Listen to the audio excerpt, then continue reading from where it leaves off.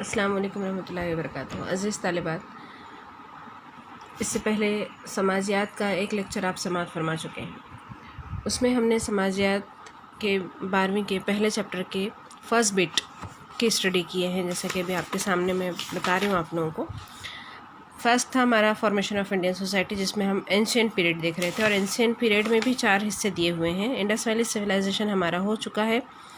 اب نیکسٹ والا آ رہا ہے ہمارا the advent of Aryans and the process of Aryanisation, آریاؤں کے ہندوستان آمد اور آریاکرن کا عمل۔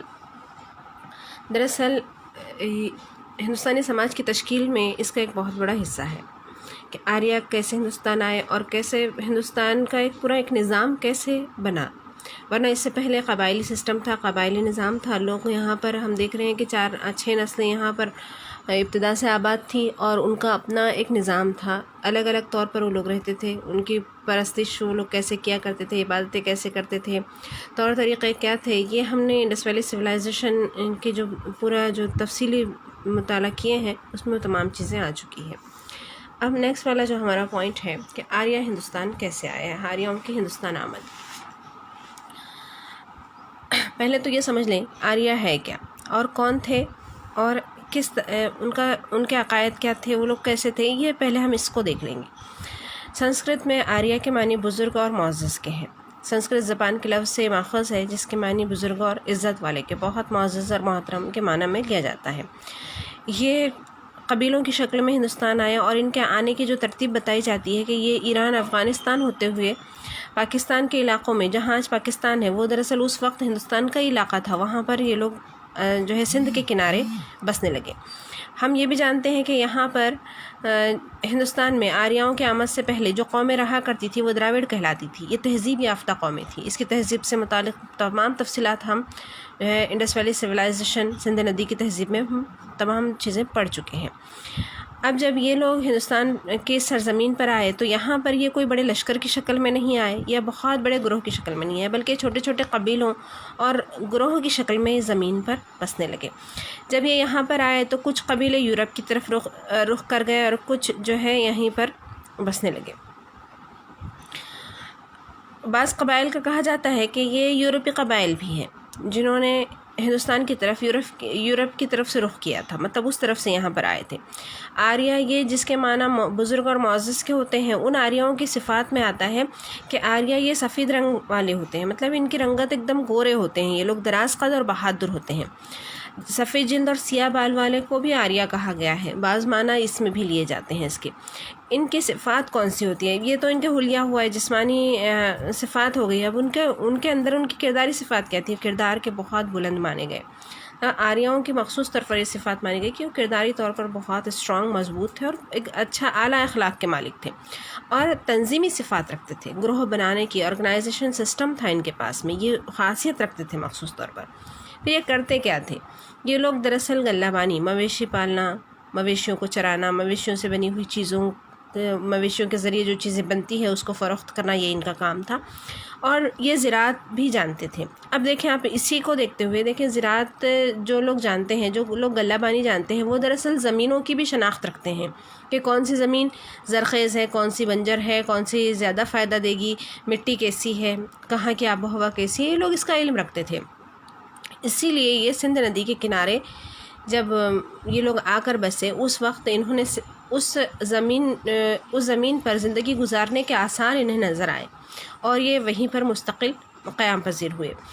یہ لوگ جو ہے سورج، آگ، پانی اور مظاہر قدرت کی پرستش کیا کرتے تھے۔ مطلب ابتدا سے ہی ان کا جو ماننا تھا وہ سورج کو خدا ماننا ہے، آگ کو خدا ماننا ہے، پانی کو بھی خدا مانتے تھے، اور جو ہے سورج، آگ، پانی، ہوا، پیڑ پودے، یہ جو ہے ان تمام کی پرستش کیا کرتے تھے۔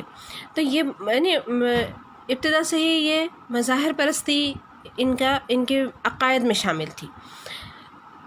برائن نسٹن جیسے ماہرین نے اندازہ لگایا ہے کہ یہ لوگ جو ہے ایرانی اور یورپ کے اقوام سے تعلق رکھتے ہیں۔ ایران کی جو قوم ہے، یورپ میں جو قومیں بستی ہے، یہ انہی قوموں کا ایک حصہ ہے، یہ ماہرین کہتے ہیں، اور خاص کر کے برائن نسٹن کا آتا ہے کہ ان کا کوٹیشن کے اکارڈنگ یہ جو ہے آریہ ایران اور یورپ کے اقوام سے تعلق رکھتے تھے۔ اب یہ ہندوستان کب آئے؟ ہندوستان میں ان کی آمد کی کوئی تاریخ متعین نہیں ہے، بلکہ اندازہ لگایا جاتا ہے کہ یہ 1500 قبل مسیح سے لے کر 2000 قبل مسیح کے درمیان یہ ہندوستان میں ان کی آمد ہوئی۔ اور جیسے کہ یہ آئے، میں نے آپ سے کہا کہ یہ گروہ کی شکل میں آئے، قبیلوں کی شکل میں آئے، آ کر شمال مشرقی علاقے میں بسنے لگے، سندھ ندی کے کنارے آباد ہوئے۔ اب یہ سندھ ندی کے کنارے کیوں آباد ہوئے؟ جیسے کہ میں نے آپ سے یہاں کہا کہ یہ لوگ غلہ بانی اور زراعت کیا کرتے تھے۔ سندھ ندی کے اطراف یہ لوگ رکے تو اس وقت انہوں نے زندگی گزارنے کے آثار وہاں دیکھے، تو ان کو لگا کہ ہم یہاں پر جو ہے زندگی گزار سکتے ہیں، زراعت کر سکتے ہیں، اپنے مویشی یہاں پر چرا سکتے ہیں، اور یہاں پر مطلب اطراف میں پانی بھی ہے اور زمین بھی بہت زرخیز ہے۔ ہم کو پتہ ہے، ہم اچھے طریقے سے جانتے ہیں کہ ہندوستان کی سرزمین کو ایک زمانے میں سونے کی چڑیا کہا جاتا تھا، زرخیز زمین تھی۔ اسی کے ساتھ ساتھ جو ہے یہاں سونے کی چڑیا کہا جانے کے ساتھ ساتھ آپ دیکھیں کہ ہندوستان کی آج بھی 72 سے 75% آبادی جو ہے دیہاتوں میں بستی ہے، لوگ زراعت کرتے ہیں، قومی پیشہ زراعت ہے۔ اب بہت سی چیزیں اس سے ریلیٹڈ ہیں۔ بہرحال انہوں نے زمین کی خاصیت کو بھی سمجھا اور آب و ہوا کو بھی سمجھا، اور وہ یہیں پر رہائش پذیر ہوئے۔ کچھ گروہ مشرقی حصے کی جانب روانہ ہونے لگے، ہے نا، جیسے شمال مشرقی، یہ جو ہوتا ہے جنوب مشرقی، تو مشرقی حصوں کی جانب بھی کچھ گروہ ان کے روانہ ہوئے۔ اب ان لوگوں کی جو ہے یہ اپنے آپ کو یہاں پر رہتے ہوئے انہوں نے اپنے آپ کو انڈو آرین کہا۔ ان کی جنگوں کے قدیم باشندوں کے ساتھ ان کی جنگیں وغیرہ ہوا کرتی تھی۔ ان کے قصے جو ہے آپ کو وید میں بھی بہت تفصیل سے ہیں، اس میں اس کی تفصیل تاریخ موجود ہے کہ کس طرح سے انہوں نے دراوڑیوں سے یہاں جنگیں کی۔ بہرحال یہ لوگ کوئی جنگ میں ماہر نہیں تھے، بلکہ ان کی خاصیتوں میں یہ آتا ہے کہ یہ زباندانی بہت اچھے سے، مطلب زباندانی جانتے تھے، زباندان تھے، یہ زبان پر عبور رکھتے تھے، زبانوں پر لینگویج جانتے تھے، فنون لطیفہ، شاعری، فلسفی خیالات، یہ اسی میں بہت زیادہ، مطلب یہ ماہر تھے اس میں۔ تو اس لیے کیا ہوتا ہے کہ یہ اس کی وجہ سے یہ جنگجو نہیں تھے، بلکہ دراوڑ جو یہاں رہتے تھے وہ جنگجو قبیلے تھے، وہ لڑائی جھگڑے کرنے والے، جنگیں لڑنے والے تھے۔ یہ لوگ رسم و رواج کے بھی بہت زیادہ پابند تھے، روایتوں کے پابند تھے، رسم و رواج ادا کیا کرتے تھے، مذہب کو بہت سختی سے مذہب کو فالو کیا کرتے تھے۔ مقامی باشندوں سے جب یہ باہمی ربط میں آئے تو انہوں نے اپنی چیزیں ان میں ٹرانسفر کی۔ ہم دیکھتے ہیں نفسیاتی طور پر، نفسیات اس بات پر بہت زیادہ انسسٹ کرتی ہے کہ جب انسان افراد کے ساتھ میں رہتا ہے تو سوشل انٹریکشن سے سوشل انفلوئنس ہوتا ہے، سماجی اثر کو بھی قبول کرتا ہے، اور وہ اس کے برتاؤ کو بناتے ہیں، اس کا ایک کردار بناتے ہیں، اور وہ ایک دوسرے کو متاثر کرتا ہے۔ ایسے ہی ہم نے دیکھیں تہذیبیں منتقل ہوتی ہے، ایک تہذیب دوسرے تہذیب میں ضم ہوتی ہے، اثرات کو قبول کرتی ہے، یہی چیزیں تھیں۔ جب یہ مقامی باشندوں کے ربط میں آئے تو دونوں نے ایک دوسرے کے معاملات کو اور اثرات کو قبول کیا، خیالات اور افکار سے ایک دوسرے کے متاثر ہوئے، اور ایک پوری سماجی ساخت ان لوگوں نے یہاں پر بنائی۔ سماج کو کچھ سسٹمز میں، کچھ نظام میں تقسیم کیا، ورن نظام، آشرم نظام۔ اور یہ ورن اور آشرم نظام کیا تھا؟ یہ جو ہے دراوڑیوں نے انسان کی پیدائش اور ان کے پیشے کی بنا پر انسانوں کو تقسیم کیا تھا کہ وہ کس حصے میں رہیں گے، سماج کے کس طبقے میں رہیں گے، ان کا کیا سماج میں ان کی حیثیت کیا ہوگی، ان کا ایک رول کیا ہوگا، اور وہ کیا مطلب کیسے کام یہاں پر کریں گے۔ اس کے بعد ہم دیکھیں اب یہاں پر آریہ کرن کا عمل کیسے ہوتا ہے۔ آریہ کرن کا عمل کیا ہے؟ مطلب آریہ بنانا یا سماج کو اپنے ڈھنگ میں جو ہے پوری طرح سے رنگنے والا عمل۔ فرسٹ ون تو یہ آریہ کرن کا عمل انہوں نے شروع کیا، وہ جیسے شروع ہوا وہاں سے دیکھیں کہ ہم نے دیکھیں کہ باہمی ربط میں جب آئے، تال میل ان کا بڑا یہاں کے مقامی باشندوں سے، تو ایک دوسرے کو متاثر کرنے لگے۔ اس کے بعد ان کے اندر جو جنگیں تھیں، ثقافتی کشمکش بھی ہوئی، ثقافت ایک دوسرے سے ٹکراتی ہے۔ ہم نے یہ بھی سوشولوجی میں بہت تفصیل سے پڑھے ہیں کہ کس طرح سے ثقافت ایک دوسرے سے ٹکراتی ہے، اس کے کیا اثرات ہوتے ہیں، کون سے اس کے ایفیکٹس ہوتے ہیں جو افراد کے برتاؤ کو متاثر کرتے ہیں، اور وہی جنگوں کا باعث بھی بنے۔ ایک دوسرے کی ثقافت، تہذیب کی بقا کے لیے جنگیں ہونے لگی۔ رگ وید کے ذریعے انڈو آرین اور مقامی باشندوں کی جنگوں کا تبصرہ بہت ڈیٹیل میں ہے، اور رگ وید اس کی گواہی دیتا ہے کہ یہ لوگ جو ہے لڑنے لگے تھے یہاں کے مقامی باشندوں سے۔ اب چونکہ ہم کو پتہ ہے، میں نے ابھی بھی کہا آپ سے کہ جو ہے آریہ جو تھے اپنے آپ کو انڈو آرین کہلانے لگے، انڈس والی کے، وہ کہتے ہیں ہم انڈس والی کے اطراف میں بسے تو ہم وہ لوگ ہیں جو وہ آریہ ہے جو انڈس کے اطراف میں بسے، اس لیے انڈو آریہ کہلائے، اور یہاں کے مقامی باشندے دراوڑ کہلائے۔ دراوڑ جو ہے جنگجو قسم کے تھے، اور آریہ یہ خیالات اور افکار اور فلسفی نظریات اور اپنی زبانوں پر مہارت رکھنے والے لوگ تھے، چالاک اور ذہین فتین لوگ تھے. یہ ان کے پاس جسمانی طاقت تھی، ان کے پاس ذہنی طاقت تھی. دونوں کا مقابلہ اس انداز میں ہوا کہ انڈو آرین جو ہے یہ ہمیشہ شکست کھاتے رہے اور مقامی باشندوں کی ہمیشہ فتح ہوتی رہی. پھر ان لوگوں نے کیا سوچا کہ یہاں پر اب ہم جو ہے جنگوں سے نہیں جیت سکے ان سے، اب کیا کیا جائے. سب سے بڑا ہتھیار انہوں نے استعمال کیا کہ لوگوں کے ذہنوں پر اثر چھوڑا جائے، ان کی ثقافتوں پر اثر چھوڑا جائے، ان کے معاملات کے ساتھ میں اب ڈیل کیا جائے. اب انہوں نے حکمت اختیار کی اور آریاؤں کے کچھ گروہ جو ہے پنجاب مشرقی علاقے کی جانب پھیلنے لگے. انہوں نے یہاں پر زراعت پالنا، مویشی پالنا کا یہ جو سرگرمیاں تھیں اس میں یہ اپنے آپ شامل ہونے لگے، مطلب خود کو پیش کرنے لگے کہ اب ہم لوگ یہاں پر رہنا چاہتے ہیں ایک شکست خوردہ قوم کے طور پر. مقامی باشندوں کے ساتھ میل ملاپ بڑھا، ہمدردی بڑھی، تعلقات بنائے. اب یہاں پر کیا تھا، اس کا مقصد کیا تھا؟ آپ دیکھیں کہ اس طرح سے انہوں نے ذہنی طور پر یہاں کے مقامی باشندوں کے ساتھ تال میل بناتے ہوئے ان کو ذہنی طور پر اپنے قابو میں کرنے کی کوششیں شروع کر دی. مشرق میں مالوا کی جانب رخ کیا، وندھیا پہاڑ کو سر کیا، پہاڑ کو پار کر کے جو ہے آگے تک آبادیوں اپنے قبائل کو بسانے کی کوشش کی. اب یہ کیا ہوا، یہ جب میل ملاپ اور ہمدردی اور تعلقات جب بنے تو یہاں کے مقامی باشندوں نے آریاؤں کی رسم و رواج کو اپنایا. یہ لوگ رسم و رواج کے پابند تھے، اس لیے یہاں کے جو مقامی باشندے تھے ان کے پاس رسم و رواج کا کوئی طریقہ نہیں تھا. پرستش کا البتہ ایک طریقہ تھا، عقیدہ تھا، لیکن رسم و رواج کے کوئی بہت زیادہ پابندی نہیں تھی، اس لیے کہ یہاں پر 6 الگ الگ نسلیں یہاں بسا کرتی تھیں، ان کی الگ الگ تہذیب تھی. تو یہاں پر یہ جو آریاؤں کے رسم و رواج ہے یہ مقامی باشندوں نے اپنائے. سماج کی تنظیم کو اپنایا، جیسے میں نے کہا کہ انہوں نے باقاعدہ ورن سسٹم بنایا اور آشرم نظام بنایا تھا، یہ سماجی تنظیم ہی تھی، اس کو یہاں کے لوگوں نے ایکسیپٹ کیا. آریاؤں نے ان کے ثقافتی عناصر کو اپنایا، ہے نا. کیسے؟ جیسے یہ جو ہے بھگوان شیو کی پوجا کیا کرتے تھے تو آریہ بھی بھگوان شیو کی پوجا کرنے لگے. آریاؤں نے ان کی ٹاؤن پلاننگ یہ بہت اچھے طور سے جو ہے شہری منصوبہ بندی کیا کرتے تھے. ہم سندھ ندی کی تہذیب میں ان کے شہروں کے منصوبہ بندی کو دیکھ چکے ہیں، اس کو اپنایا. پنچایتی نظاموں کو بھی اپنایا انہوں نے.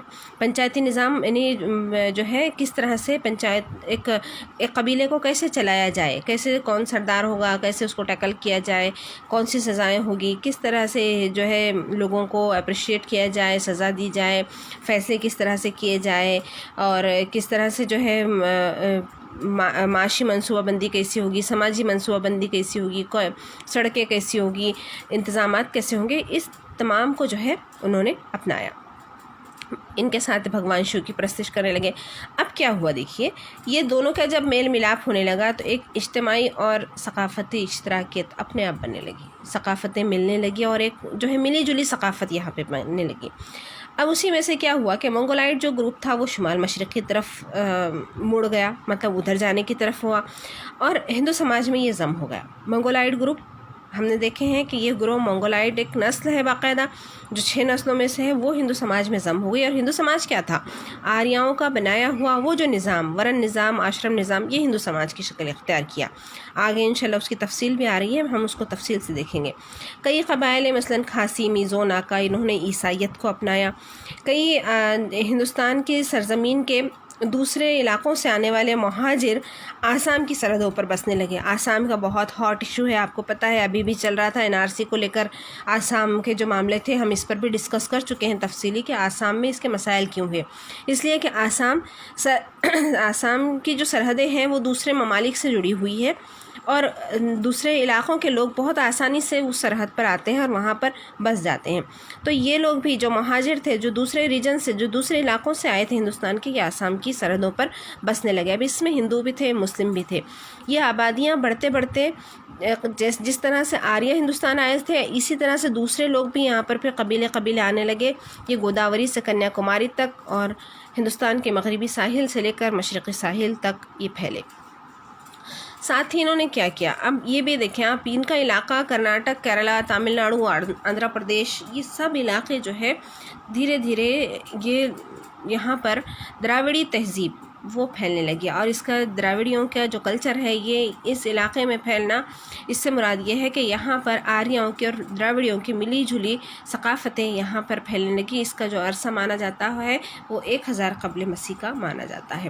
اور اسی کا یہ نتیجہ ہوا کہ پھر جو ہے آریاؤں نے بہت سی چیزیں دراوڑیوں کی اپنائی، بہت سے ڈیٹیز کہا جاتا ہے جس کو، جیسے جو حقوق اور فرائض والا معاملہ ہے، رسم و رواج، عبادت، عقائد، طور طریقے، افکار، نظم و ضبط کے معاملات، ایک سسٹم کو آریاؤں کے جو ہے دراوڑیوں نے اپنایا، اور دراوڑیوں کی بہت سی چیزوں کو آریاؤں نے اپنایا، اور یہ دونوں کا ایک دوسرے سے انٹریکٹ ہونے کی وجہ سے یہ جو ہے ایک باقاعدہ ایک ثقافت بننے لگی، ایک سماج کا ایک نظام بننے لگا، اور دھیرے دھیرے آریہ دراوڑیوں پر غالب آ گئے۔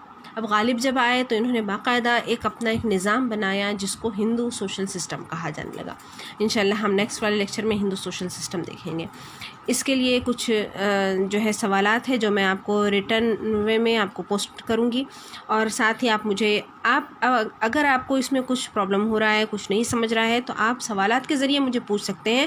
مہربانی کر کے پوسٹ کو لائک بھی کریں اور سوالات کے ذریعے مجھے بتائیں بھی کہ آپ کتنا اس کو سمجھ پا رہے ہیں۔ چلیے، اللہ حافظ۔